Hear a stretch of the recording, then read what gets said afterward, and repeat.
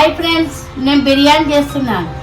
ఇది ఎలా తయారు చేశానంటే చికెన్ కడిగి పెరుగు, గరం మసాలా, పచ్చిమిర్చి, కొత్తిమీర, పుదీనా, గోధుమరాకు ఇవన్నీ వేసి కొత్తిమీర, పుదీనా అన్నీ వేసి కలిపి పెట్టేశాను. ఒక 1.5 అయింది. ఇది ఇక రైస్ వండాను.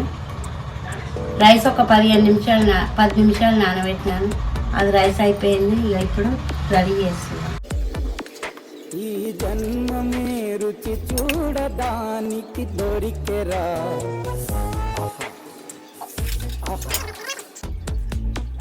ఈ లోకమే వండి వాచడానికి వేదికరా,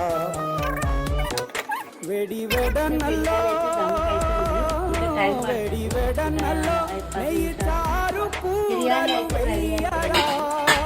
ఎలా వచ్చిందో కామెంట్ చేసి పెట్టండి.